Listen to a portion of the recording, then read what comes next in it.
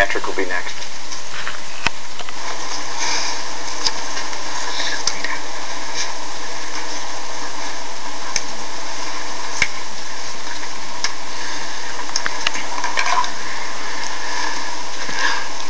Good evening.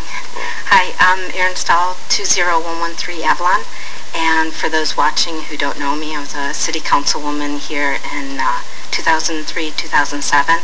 Even if you liked me or hated me, agreed or disagreed with me, or thought I was nuttier than the fruitcake, I've always stood up for and held steady and stubbornly for the best interests of our community.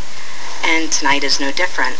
I have a short presentation, and it's to pique your interest, hopefully, and in starting to explore the truth and to get some answers with the St. Clair Shores budget that's coming up pretty soon.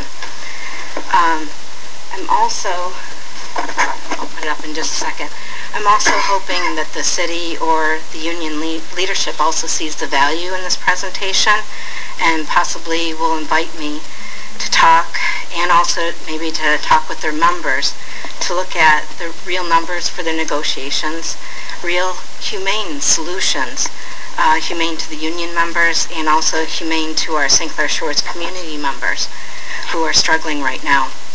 And I don't know if I'll get through the whole presentation so in the 5 minutes, so if anybody wants to know more or talk with me about it, they can call me at home, 774-8181, or reach me through my website, erinstahl.com, ERINSTAHL.com. But you don't get to see it.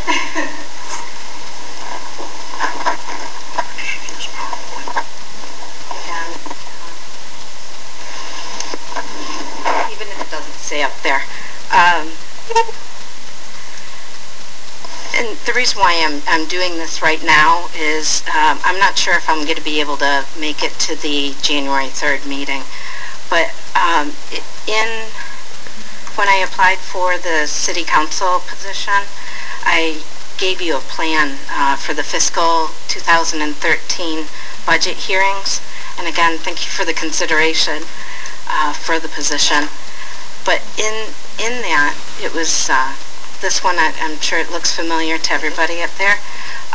It's actually schedules smaller budget sessions at the city council meetings, and it starts January 16th and goes to May 21st. And the presentations are 4 to 5 different departments at a time at the actual council meeting, and not that 2-day marathon that we're doing. And in that proposal, I put a little explanation which I'll read off here. The city knows the dollar amount it needs to save in order to balance the budget. Starting with the lowest budget departments allows them to squeeze out the savings first. Then we know what amount must be cut from the larger departments without any scare tactics. It will give the public, staff, council, and union negotiators real numbers to work with. Plus, the budget can be reviewed and or approved in small, more manageable chunks at the council meetings, where there can also be more resident input as well. But that's one portion of it. Right there.